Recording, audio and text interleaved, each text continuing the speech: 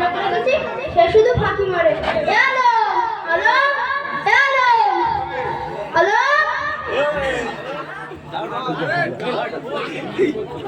Hello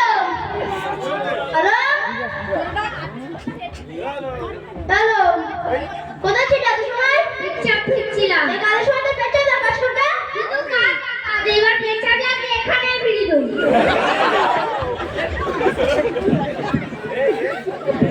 ওরে কি খুব ভালো এটা মুখে বলতে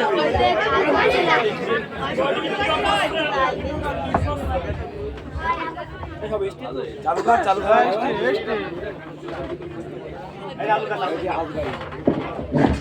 ভাই আমাদের দুটো খেতে দেবে, আমাদের কাছে পয়সা করি নেই। ঠিক আছে বসুন।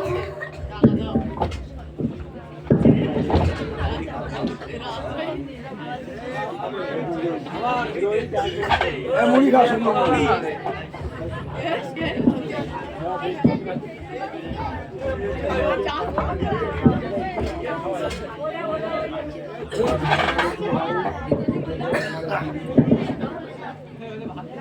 দ্বিতীয়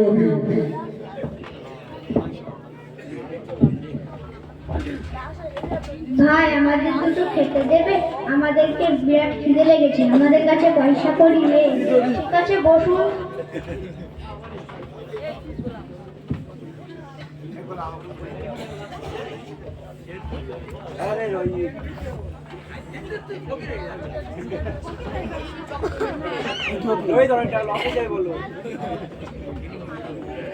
আজকে হোটেলে ভিড়ও নেই, কাস্টমারও নেই। আজকে হোটেলে কোনো কাজ নাই, যাই পাশের দোকানে হিন্দি সিনেমা আছে সেইটা দেখে আসি।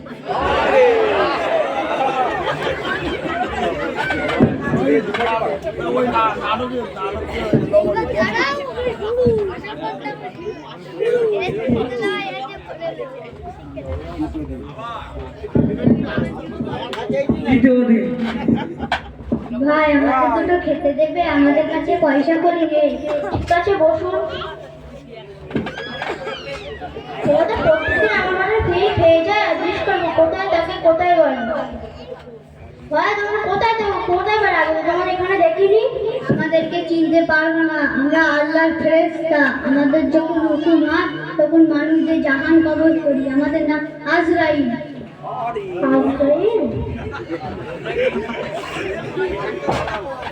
তাই তো তোমরা সব জানো কার কখন মৃত্যু হবে? হ্যাঁ আমরা সব জানি। আমার মৃত্যু কবে বলো? কার কখন মৃত্যু হবে আমরা সব জানি, কিন্তু সেরকম বলার হুকুম আমাদের নেই। আমার খুব জানতে ইচ্ছে করছে, বলো একবার। যদিও বা জোর করছো, যদিও বা তোমার নুন ভাত খেয়েছি, তা বলছি তোমার যেই দিনকে বিয়ে হবে পরের দিনকে রাত্রে তুমি ঘরে ঢুকতে যাবা, দরজার সামনে তোমার মৃত্যু হবে।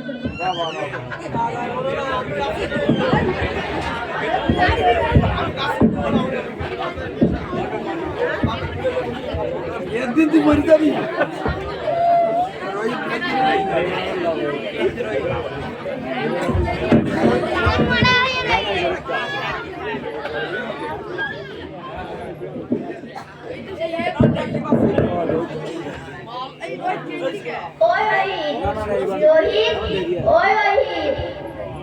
আম্মা রোহিত কোথায়? ও তো এই 2-3 দিন থেকে মন মরা হয়ে রয়েছে, ও কারোর সাথে কথাও বলছে না ঠিক মতো। ও কোথায়? ও ছাদের মাথায় বসে আছে। ও রোহিত রোহিত কি হয়েছে তোমার এত রাগ?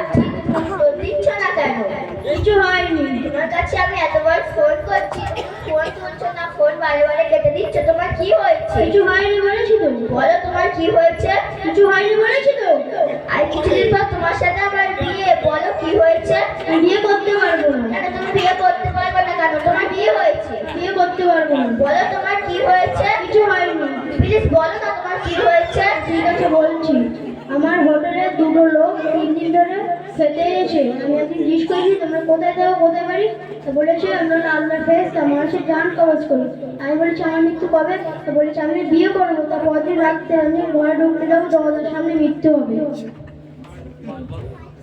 ও তাহলে এই ব্যাপার।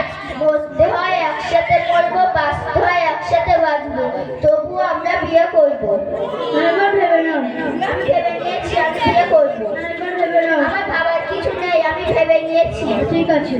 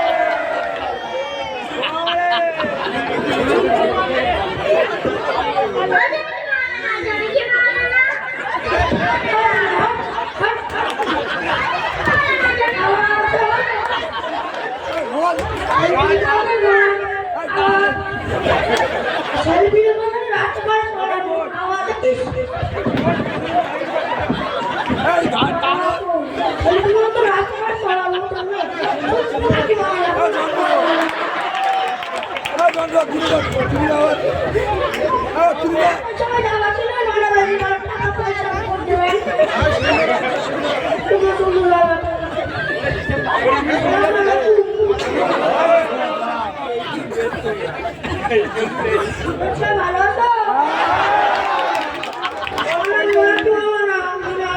বিয়ে করাই বিয়ে আসে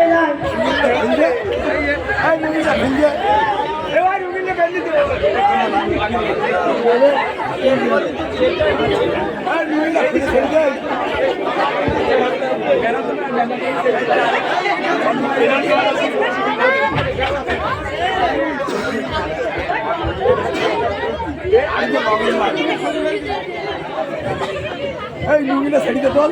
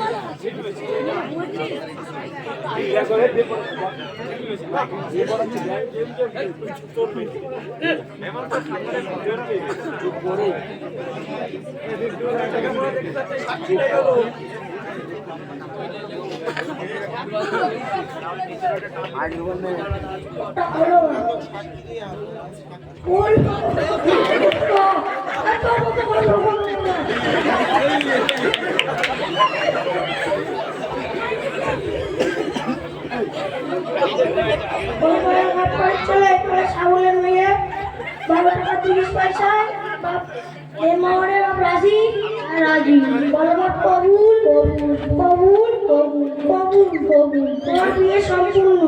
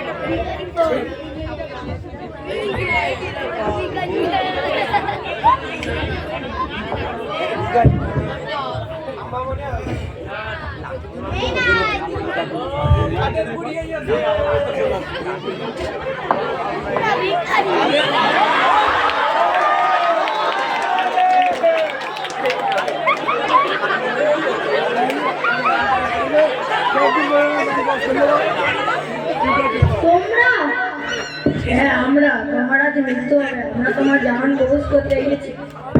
আমি নতুন বিয়ে করেছি, কি সামনে দেখে দাও।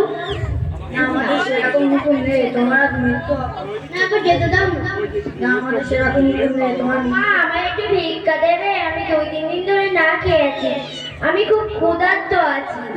আমি এবার কি করব? এদিকে আমার স্বামী যাহারও মৃত্যুর মুখে, এইদিকে ভিখারি, আমি যখন কি করব?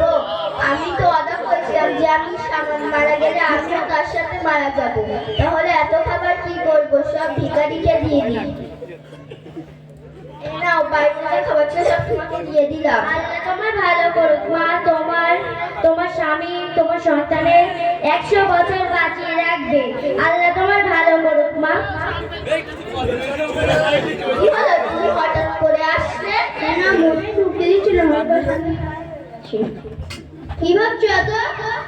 যখন দরজার সামনে আজরাইল তোমার জান কবুজ করবে বলে এসেছিল, তখন আমি তোমার কাছে ছুটে যাচ্ছিলাম, তখনই একটা ভিখারি এসে আমার কাছে ভিক্ষা চাইলো, আমি তাকে ভিক্ষা দিলাম, সেওকেও আমি আর দেখতে পেলাম না, আর তুমিও ঘরে আসলে। নিশ্চয় তো কোনো ভিখারি না, কোনো আল্লাহর ফেরেশতা। তুমি ঠিক বলেছো, আল্লাহর ফেরেশতা আমাদের পরীক্ষা নিচ্ছিল।